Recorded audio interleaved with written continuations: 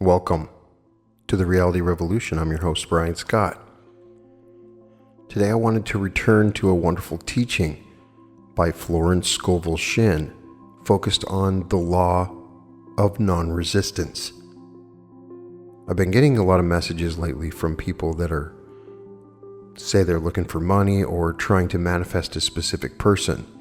And when I start asking them questions, I find out that they have a lot of resistance going on. Sometimes you want money, but there's a part of you that's resisting getting money. And sometimes you want to find love. There is a part of you at the same time resisting even having any sort of love.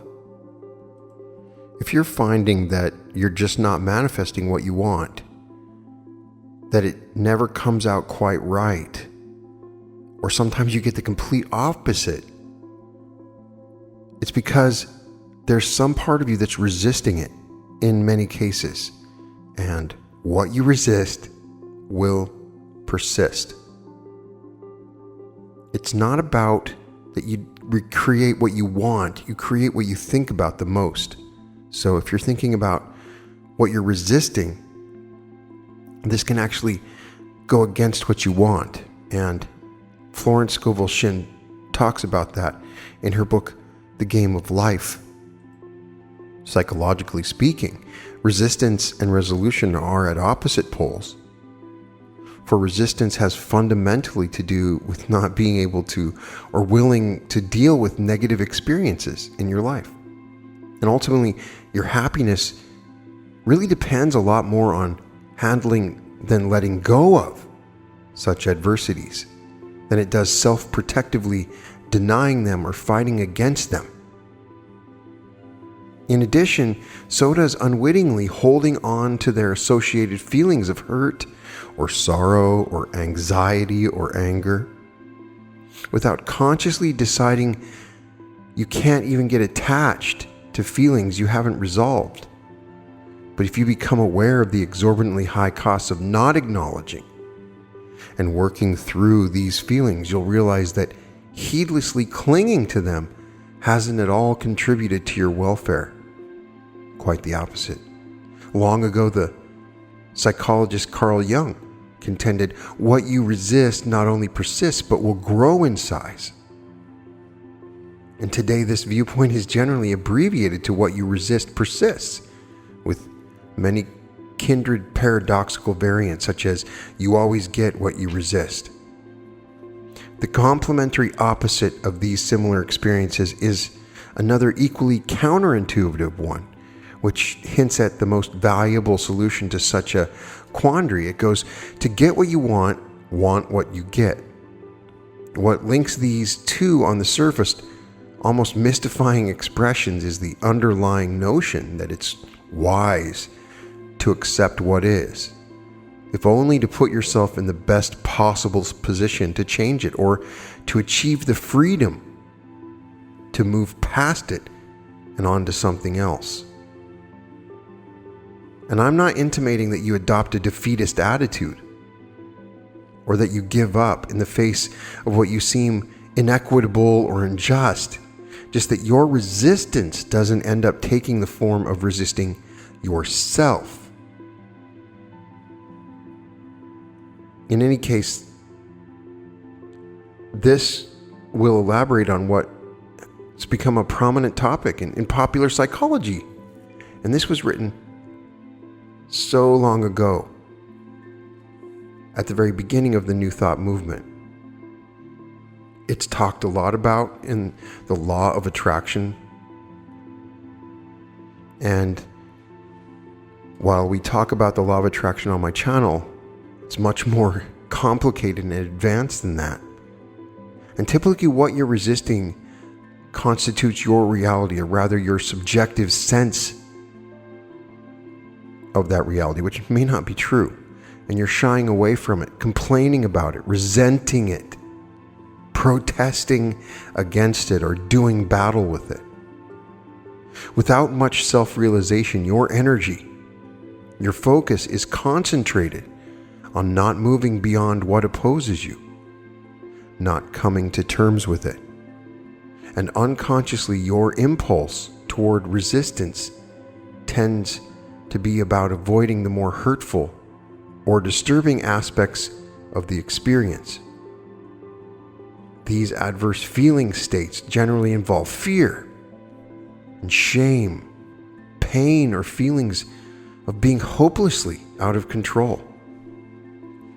Not only can resistance take many forms, it can also apply to many situations. For example, if you might have to do with revisiting a past trauma which has never or could ever resolve on its own.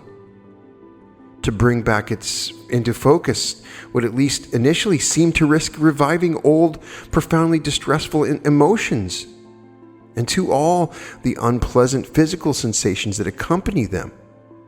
It's therefore only human to want to distance yourself from such a memory.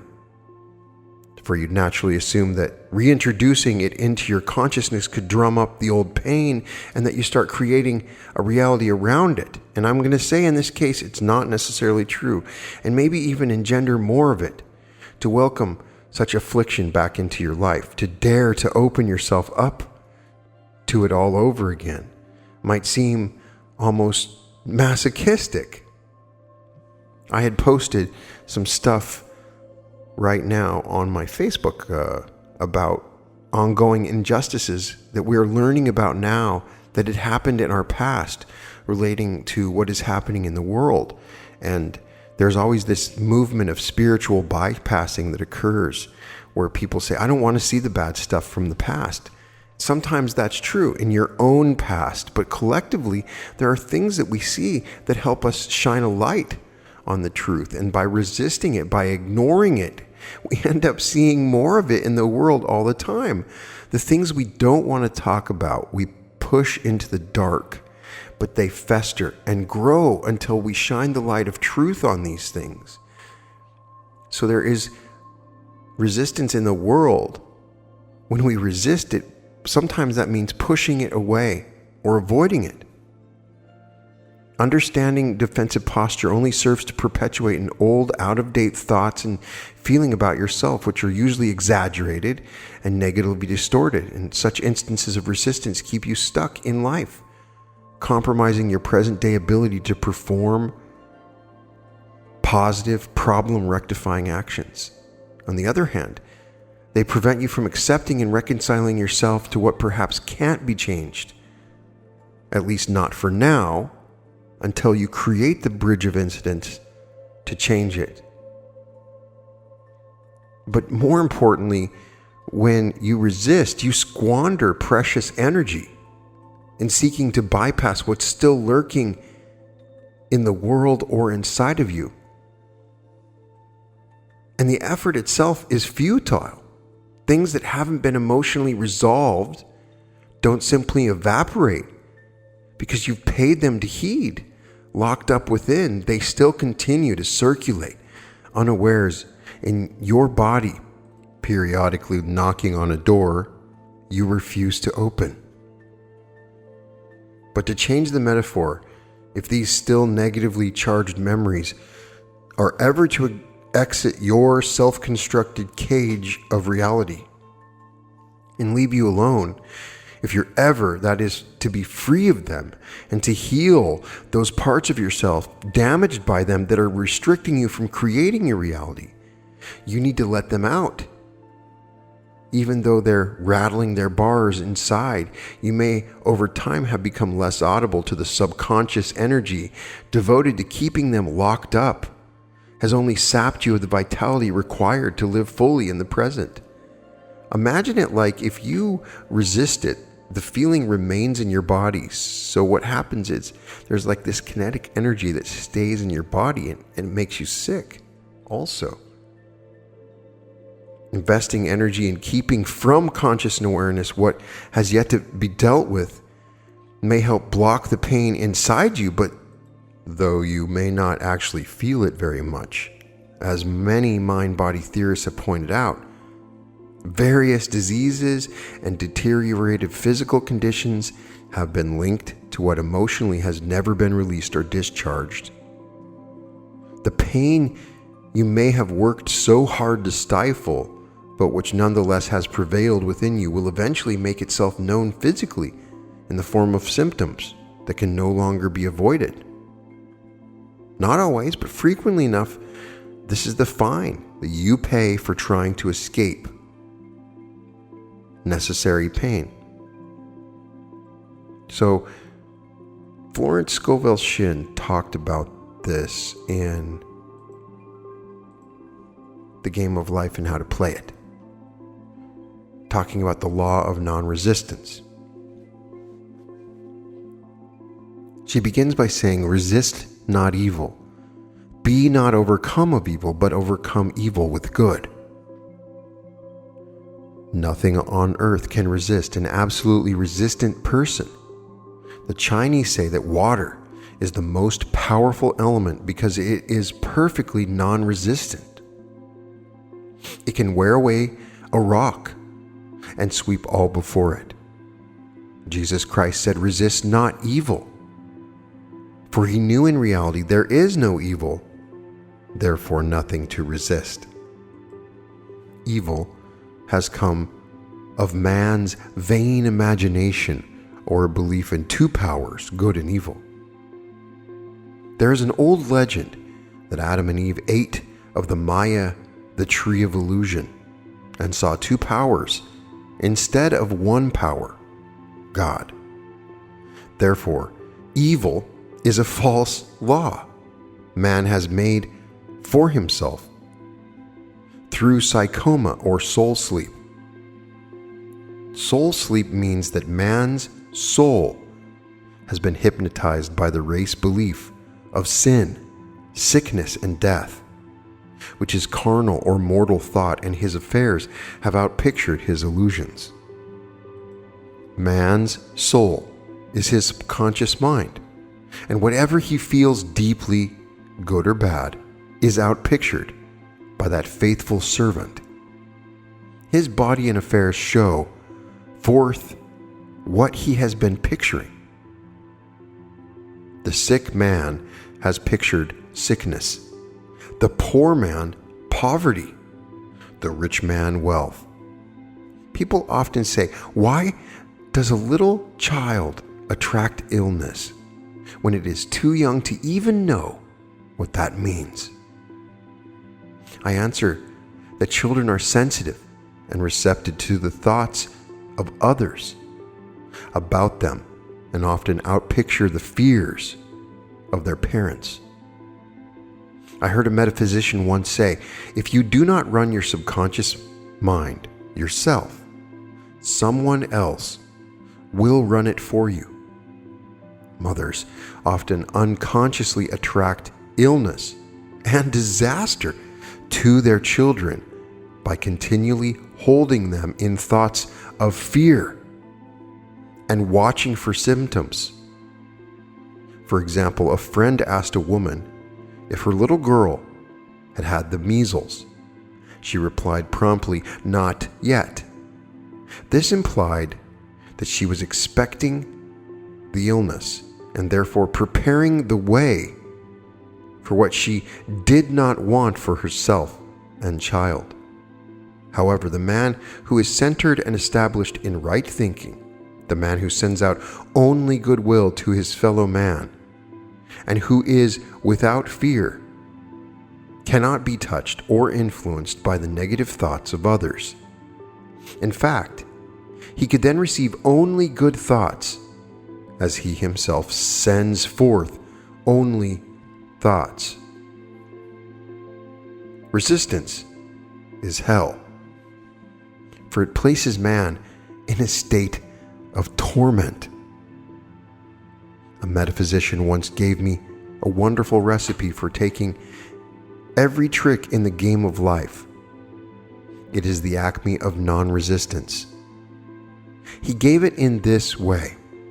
At one time in my life, I baptized children, and of course, they had many names. Now I no longer baptize children, but I baptize events. But I give every event the same name. If I have a failure, I baptize it success. In the name of the Father and of the Son and of the Holy Ghost. In this we see the great law of transmutation founded on non-resistance through his spoken word. Every failure was transmuted into success.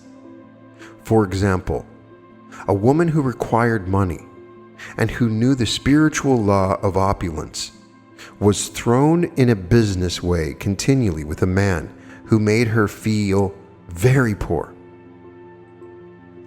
He talked lack and limitation, and she commenced to catch his poverty thoughts. So she disliked him and blamed him for her failure. She knew in order to demonstrate her supply, she must first feel that she had received. A feeling of opulence must precede its manifestation. It dawned on her one day that she was resisting the situation and seeing two powers instead of one. So she blessed the man and baptized the situation. Success, she affirmed. As there is only one power, God, this man is here for my good and my prosperity. Just what he did not seem to be there for. Soon after, she met through this man a woman who gave her for a service rendered several $1,000s, and the man moved to a distant city and faded harmoniously from her life. Make the statement, every man is a golden link in the chain of my good. For all men and women are God in manifestation, awaiting the opportunity given by man himself to serve the divine plan of his or her life. Bless your enemy, and you rob him of his ammunition. His arrows will be transmuted into blessings. The law is true of nations as well as individuals. Bless a nation, send love and goodwill to every inhabitant, and it is robbed of its power to harm. Man can only get the right idea of non-resistance through spiritual understanding.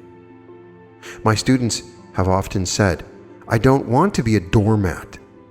I reply, when you use non-resistance with wisdom, no one will ever be able to walk over you. Another example, one day I was impatiently awaiting on an important telephone call. I resisted every call that came in and made no outgoing calls, reasoning that it might interfere with the one I was awaiting. Instead of saying, divine ideas never conflict, the call will come at the right time. Leaving it to infinite intelligence to arrange, I commenced to manage things myself. I made the battle mine, not God's, and remained tense and anxious. The bell did not ring for about an hour, and I glanced at the phone and found the receiver had been off that length of time, and the phone was disconnected. My anxiety, fear, and belief in interference had brought on a total eclipse of the telephone. Realizing what I had done, I commenced blessing the situation at once. I baptized it success and affirmed, I cannot lose any call that belongs to me by divine right. I am under grace and not under law. A friend rushed out to the nearest telephone to notify the company to reconnect. She entered a crowded grocery, but the proprietor left his customers and attended to the call himself. My phone was connected at once, and 2 minutes later I received a very important call, and about an hour afterwards the one I had been awaiting. One's ship come in over a calm sea. So long as man resists a situation, he will have it with him. If he runs away from it, it will run after him. For example, I repeated this to a woman one day, and she replied, "How true that is. I was unhappy at home. I disliked my mother, who was critical and domineering, so I ran away and was married. But I married my mother, for my husband was exactly like my mother, and I had the same situation to face again. Agree with thine adversary quickly. This means agree that the adverse situation is good. Be undisturbed by it, and it falls away of its own weight. None of these things move to me is a wonderful affirmation. The inharmonious situation comes from some inharmony within man himself. When there is in him no emotional response to an inharmonious situation, it fades away forever from his pathway. So we see man's work is ever with himself. People have said to me, "Give treatments to change my husband or my brother."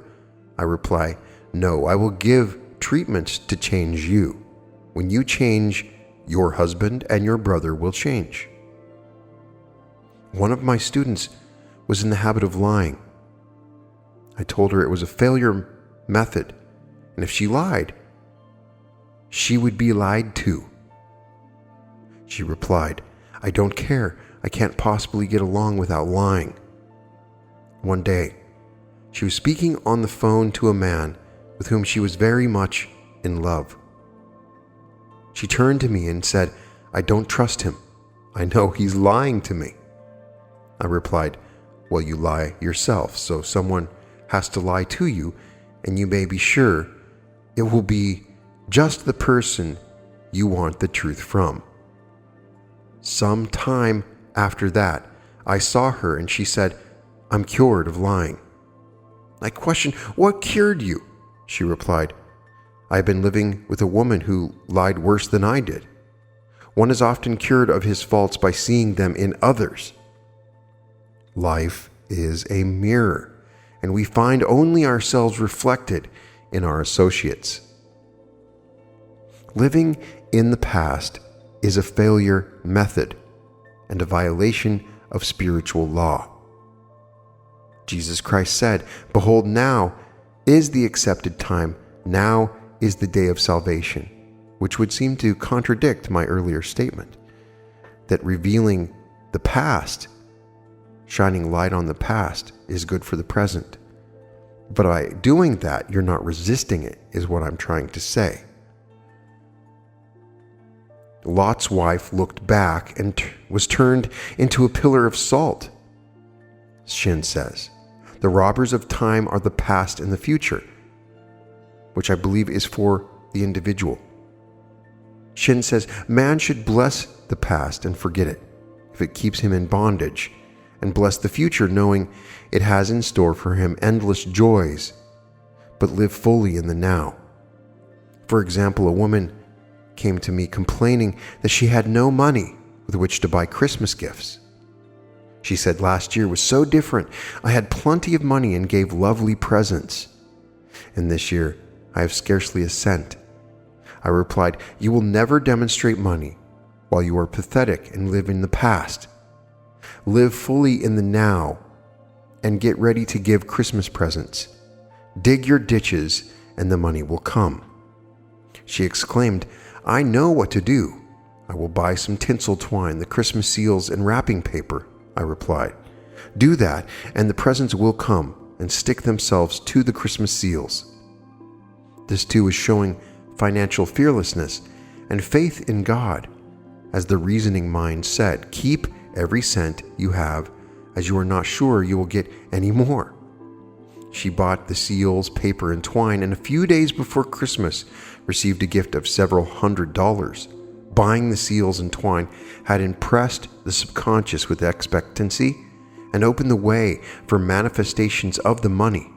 She purchased all the presents in plenty of time. Man must live suspended in the moment. Look well, therefore, to this day. Such is the salutation of the dawn. You must be spiritually alert, ever awaiting his leads, taking advantage of every opportunity. One day I said continually, "Infinite Spirit, don't let me miss a trick." And something very important was told to me that evening. It is most necessary to begin the day with right words. Make an affirmation immediately upon awakening. For example, "Thy will be done this day. Today is a day of completion. I give thanks for this perfect day. Miracles shall follow miracle and wonders shall never cease. Make this a habit, and one will see wonders and miracles come into his life. One morning, I picked up a book and read, "Look with wonder at that which is before you." It seemed to be my message for the day, so I repeated it again and again. Look with wonder at that which is before you. About noon, a large sum of money was given to me, which I had been desiring for a certain purpose. I will give affirmations that I have found most effective. However, one should never use an affirmation unless it is absolutely satisfying and convincing to his or her own consciousness, and often an affirmative is changed to suit different people. For example, the following has brought success to many. I have a wonderful work in a wonderful way. I give wonderful service for wonderful pay. I gave the first two lines to one of my students, and she added the last two. It made a most powerful statement, as there should always be perfect payment for perfect service, and a rhyme sinks easily into the subconscious. She went about singing it aloud, and soon did receive wonderful work in a wonderful way, and gave wonderful service for wonderful pay.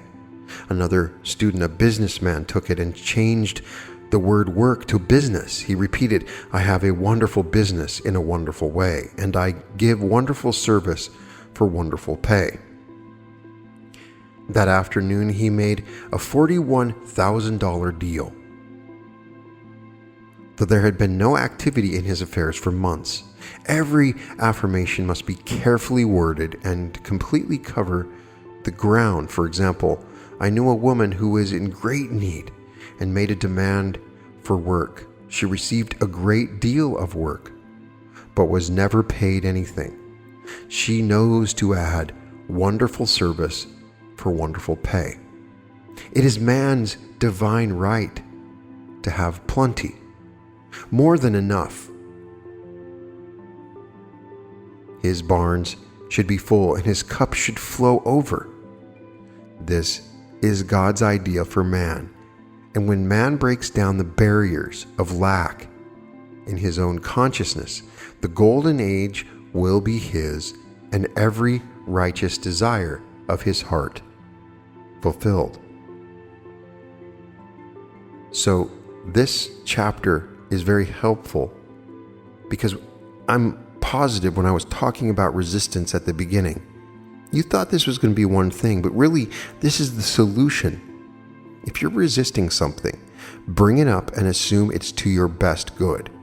If you are resisting something in your life, then that's what you want to do. If you are having a hard time shooting free throws, somebody I was talking to was in a situation like this. Now you can simply ignore it, or you can bring it up and just say, this problem I'm having with free throws is to my benefit and to my advantage. And that shift in thinking, when you start resisting the problems that you have, you want to ignore them, you want to push them away, but the feeling still stays in your body. The thing that she really focuses on here is so transurfian, which is the idea of the mirror, that you're only going to get a reflection outside of you by what you have. And when you're resisting, you're going to get a reflection of this resistance.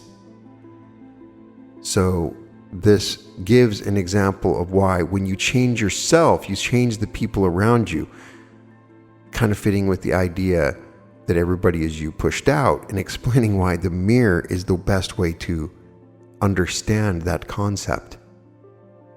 The affirmations that she gives here are fantastic and should be used. For instance, every man or woman is a golden link in the chain of my good for all men. Our God, in manifestation, awaiting the opportunity given by man himself to serve the divine plan of his life. bless your enemy and you rob them of their ammunition. Their arrows are transmuted into blessings. There are certain political individuals, people that you see in the world that you're scared of, that you're worried about. All you have to do is bless them. It's the hardest thing to do. Somebody that you really dislike, bless your enemy. Bless the country that you're worried about. Bless the city if it's a city, whatever it is. And no, you don't want to be a doormat. You're not being a doormat through this non-resistance. You're not. I'm saying that there is a magical power behind it. Divine ideas never conflict. Everything will work out in the way that it should. I really love the story she gives about the woman that lied. And then next thing you know, she's with a man that is lying to her. So you see people in your life that are liars.